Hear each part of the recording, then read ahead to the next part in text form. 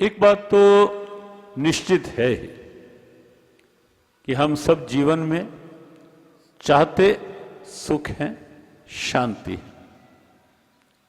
ये हम सबकी स्वाभाविक सी मांग रहती है। ऐसा कोई भी नहीं जो जीवन में सुख ना चाहता, शांति ना चाहता। कोई भी नहीं आपको दिखेगा। आपसे ही यदि पूछे व्यासपीठ कि क्या जीवन में सुख चाहते हो या नहीं चाहते, निश्चित सबका एक ही उत्तर होगा कि सुख चाहिए। सुखम में भूयात दुखम में मां भूयात। मेरे जीवन में सुख ही सुख आए, दुख ना आए किस। ये एक स्वाभाविक सी मांग रहती है, अंदर से सबकी रहती है। आरती भी जब हम करते हैं और वहां भी सुख संपत्ति घर आवे, कष्ट मिटे, बोलते हैं ना सब, सुख संपत्ति घर आ। यद्यपि हम एक बात कई बार जोड़ते हैं इसमें, यद्यपि बड़ी वंदनीय आरती है, लेकिन सुख संपत्ति घर आवे, इसकी जगह यदि एक बात ये कह दी जाए कि सुख सन्मति घर आवे, कष्ट मिटे तन का। सुख तो आवे, लेकिन सुख के साथ साथ सन्मति आवे। क्योंकि साधन मिल गए, सुख के साधन बहुत मिल गए, लेकिन यदि मति कुमति बन गई तो परिणाम क्या होगा?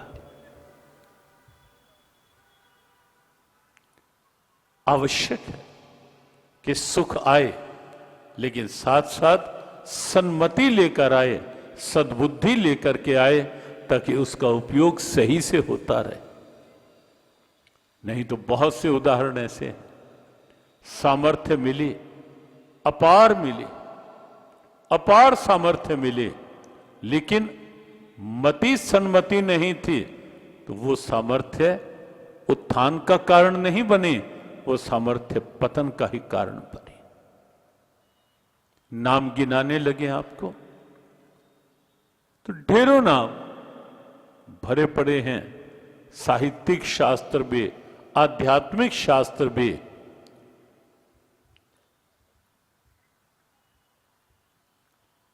सामर्थ्यवान था रावण, बलवान था, ऐश्वर्यवान था, और तो और विद्वान भी था, लेकिन मति सन्मति नहीं थी, मति कुमति बन गई। और परिणाम क्या हुआ? सामर्थ्य किस ओर लेकर के गई। कल एक बात कही थी कि मीरा ने विष को भी अमृत बना लिया। क्यों? क्योंकि भगवत भाव से जोड़ दिया विष को भी, विष भी अमृत बन गया। रावण तप करके ब्रह्मा जी से अमृत ले लिया, नाभि में रख लिया, लेकिन राम से नहीं जोड़ पाया, अहंकार से जोड़ लिया।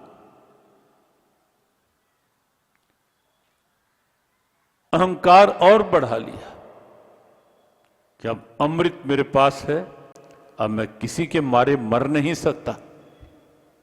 और जहां अहंकार बढ़ता है, वहां अहंकार की सेना, ये पूतना, शक्टासुर, अगासुर, बकासुर, व्योमासुर, ये क्या है? ये कंस की सेना ही तो है ना।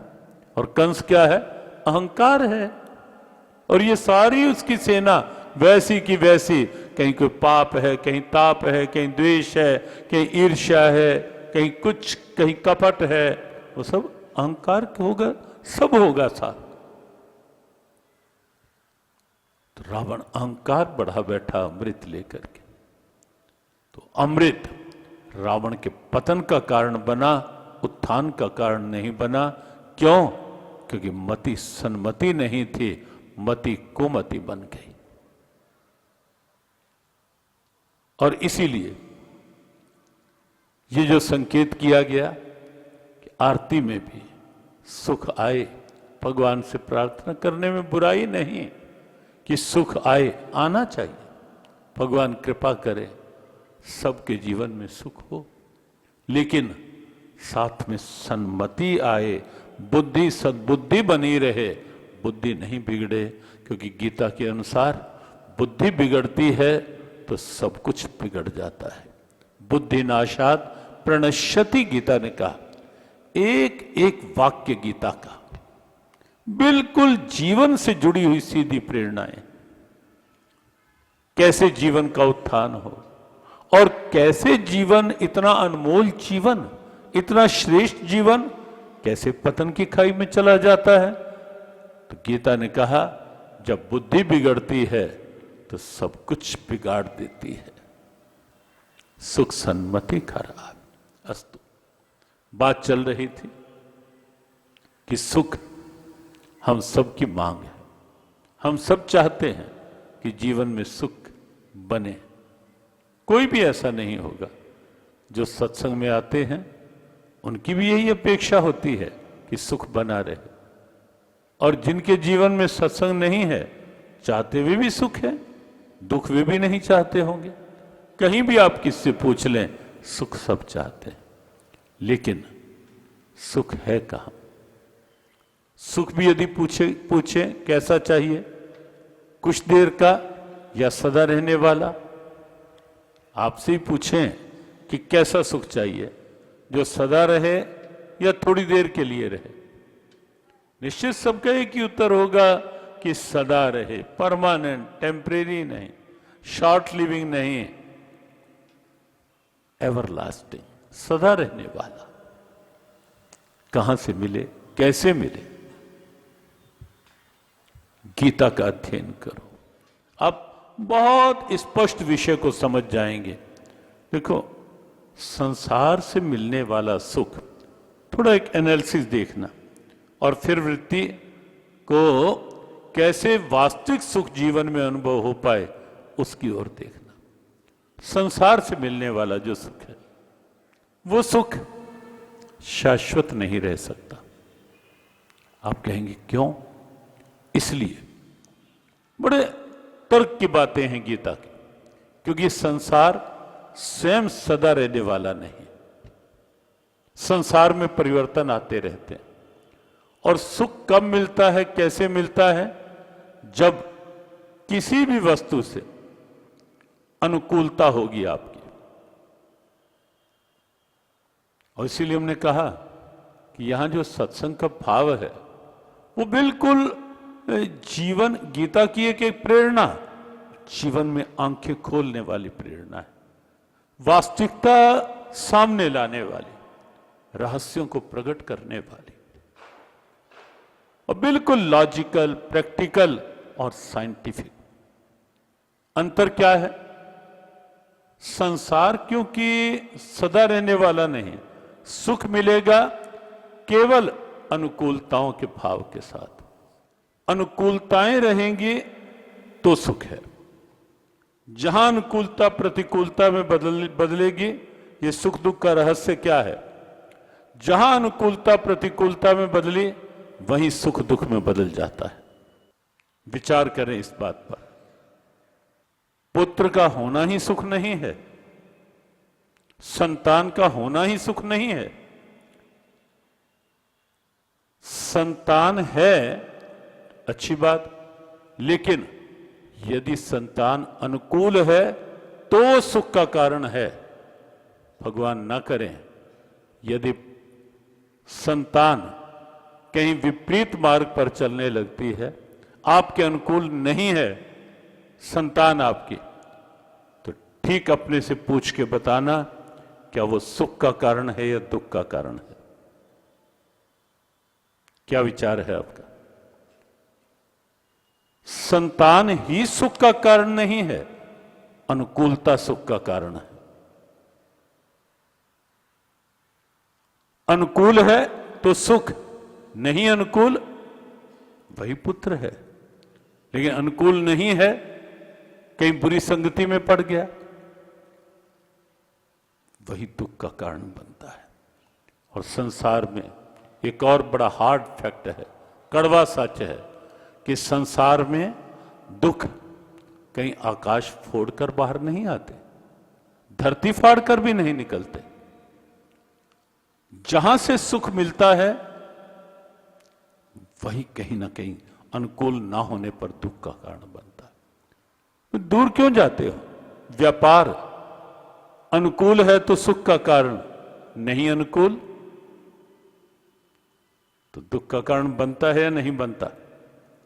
यहां तक कि अपना शरीर अनुकूल है तो सुख का कारण, और शरीर भी जब अनुकूल नहीं रहता तो ये शरीर ही दुख का कारण भी बन जाता है। सुख और दुख का गीता का रहस्य क्या है? प्राय क्या होता है कि ऐसी बातें सुनने का कम स्वभाव होता है। हम एक ही लय में चलते रहना चाहते हैं, बस अपने अनुसार सब चलता रहे, या मंच पर भी कुछ हो तो चटपटा कुछ हंसी, क्योंकि चिंतन की बात सुनने का स्वभाव नहीं होता। और गीता विशुद्ध चिंतन है, विशुद्ध दर्शन है गीता, और बिल्कुल जीवन का एक दर्पण है गीता। और पहले से समझ में आ जाए ये बातें तो निश्चित आपको लगेगा बहुत सी स्थितियां हैं जहां आप पहले से बैलेंस करके चल सकते हो, संतुलन बना के जीवन को जी सकते हो। और भगवत गीता संतुलन वाले जीवन को ही गीता योग में जीवन कहती है, समत्वम योग उच्यते। और संतुलन क्या है गीता का? पहले से ही मान लो अनुकूलता मिली है, भगवान की कृपा मिली है। अहंकार नहीं जगने दो। अधिकतर होता है अनुकूलताएं मिल गई, अहंकार जगा देती है, मेरे पास इतना कुछ। और जहां ये सोच आएगी वहां ईर्ष्या भी आएगी, किसी दूसरे को अपने से आगे देख लोगे और ईर्ष्या, कहीं द्वेष आएगा, कहीं लोभ और बढ़ाएगा अहंकार। और समाधान क्या है गीता के अनुसार? बिल्कुल व्यावहारिक और सहज आनंद में समाधान है। समाधान क्या है? जब कुछ अनुकूलता मिले उस समय भगवान की कृपा के आगे और झुका दो अपने आप को कि मेरे ठाकुर, मेरे गोविंद, ये वस्तु नहीं मिली, ये पद नहीं मिला, इस रूप में मुझे तेरी ही कृपा मिली, तेरी ही कृपा मिली है मेरे ठाकुर। और सच मानना, मन स्टेबल हो जाएगा, स्थिर हो जाएगा, शांत संतुष्ट रहेगा, और साथ साथ भगवान भी प्रसन्न हो जाएंगे। ये मानकर उपयोग करोगे कि वस्तु नहीं, पदार्थ नहीं, पद नहीं, प्रतिष्ठा नहीं, परिस्थिति की अनुकूलता नहीं, मेरे ठाकुर मैं तो केवल एक ही बात जानता हूं कि इस रूप में तेरी कृपा मिली है मुझे। और आप महसूस करके देखना, कोई भी बात केवल प्रवचन नहीं, अनुभव करके देखो, अनुभव की प्रयोगशाला में लाके देखो ना। गीता का एक एक सूत्र जीवन में व्यवहारिक आनंद अनुभव करवाए, फिर प्रश्न करना। एक एक सूत्र जीवन का आनंद है, जीवन को शांति और बिल्कुल सहज आनंद देने वाला है। हर अनुकूलता उसकी कृपा का भाव जगाए और लगे कि तेरी मेहरबानी का है बोझ इतना जिसे मैं उठाने के काबिल नहीं। जो पहले दिया है वही कम नहीं है। बहुत से गीत ऐसे हैं, लेकिन गीत भी केवल गीत ना रहें, गीत भी केवल मनोरंजन ना रहें, गीत जीवन की प्रेरणाओं के गीत बन जाए।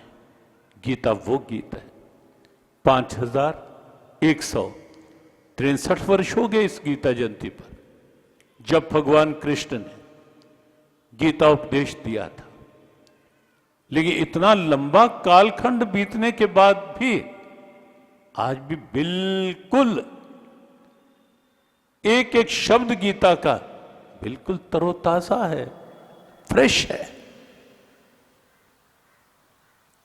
हमारे गुरुदेव के कुछ स्लोगन ऐसे ऐसे के भी कई स्लोगन थे। गीता हमारी सदा नवीन, एवर फ्रेश एवर ग्रीन, ऐसे बहुत से स्लोगन